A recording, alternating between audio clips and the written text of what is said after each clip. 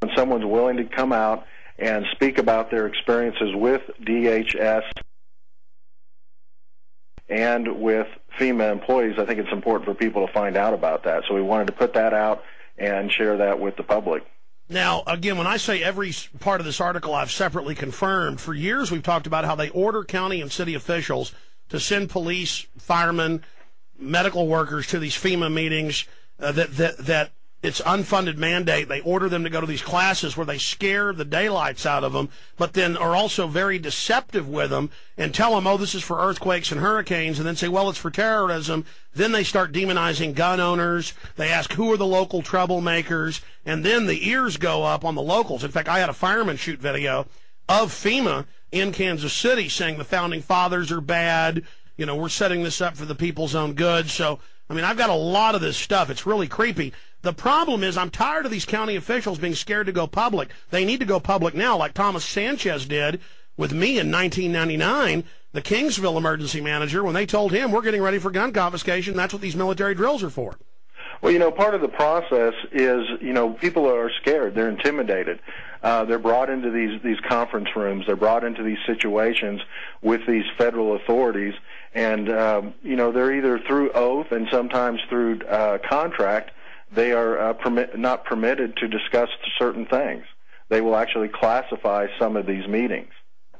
Now, yeah, these federalization meetings. Tell folks about this particular clip we're going to play after the break. Now, you've heard the full clip, but this is edited for us. Yeah, I've heard the unedited clip. This is a municipal official. I've vetted out I'm not on the tape myself. I've vetted out the individual in a northwestern county here in Indiana, not too far from Chicago.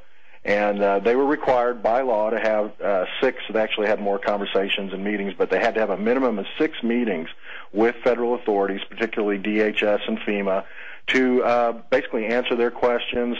And at first it was about instituting a hazard mitigation program, and that was explained as something to prepare for tornadoes. Yeah, they always use something reasonable, like the Army's going to help stop drunks on the streets, and then and take guns. But go ahead. And that's exactly how they got them involved and got them started in it. And then the questions, the verbal questions, the written questionnaires, the information they wanted to know about infrastructure, telling them to plan for just unbelievable disaster scenarios that are just unrealistic for the area. You know, it caused concern. You know, what were these meetings really about? Because they didn't actually seem to be about preparing for tornadoes. And then they said, oh, it's mass graves. Oh, it's martial law. Oh, it's for 400,000 people flooding your county. Oh, you need hardened bunkers. And they said, why? And they said, oh, in case jets fly into them. And they said, no, jets were in the countryside in cornfields. Well, we all know it's really to fight the American people. Yeah, they had a map, and they had it out on the table in one of the conferences, and asked the people there from the county, said, you know, if we need to locate mass graves, point a good area out. Where would we do that? And that was odd enough on its own. And then they asked them, would they accept bodies from other counties? Well, you know, this is the incredible thing. FEMA, we found the purchase orders where they bought millions in different locations around the country of these plastic coffins for mass death. And then when you try to ask FEMA about it, they deny that they're really coffins, and then we can call the company up that makes them and find the purchase order for them. So they're gearing up for something really big, ladies and gentlemen. And we're going to talk about it more and play this clip and break it down and analyze it with a head emergency manager in a major county in Indiana on the border with Illinois and Chicago. It's all coming up after the break. Please stay with us. He's Doug Williams, and he writes for the Daily Newscaster. I'm sorry, Mr. Jones, what was that? Anything you'd like to say before we play this clip? You know, it's just people need to realize that these preparations are going on, and when preparations like this happen, they're not for no reason. That needs to be kept in mind. You know, that they're doing this for a reason. Well, also, if the establishment really wanted to have true emergency preparedness, they would involve the community with the old-fashioned civil defense. But FEMA, and this is on record, we reported this the day it happened during Katrina.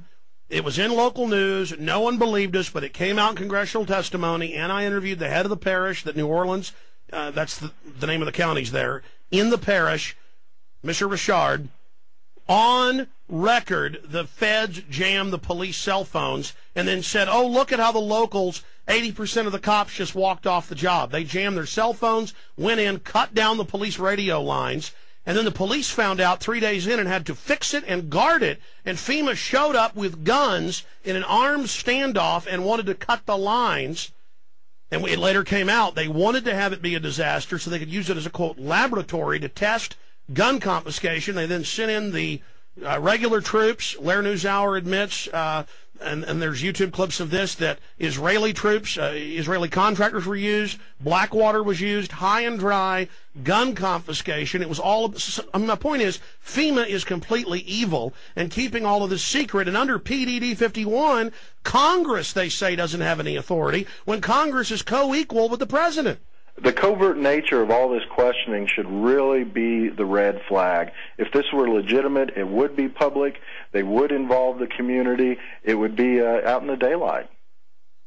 Absolutely. Let's go ahead and play this clip. Here it is.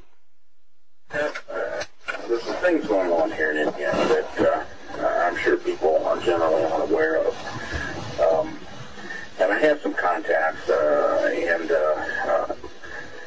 I had made a contact with Superfaith to talk with him a little bit, but I'm not sure what happened. I think he had an ice storm down there, and I don't know if he's out of it for a while or not.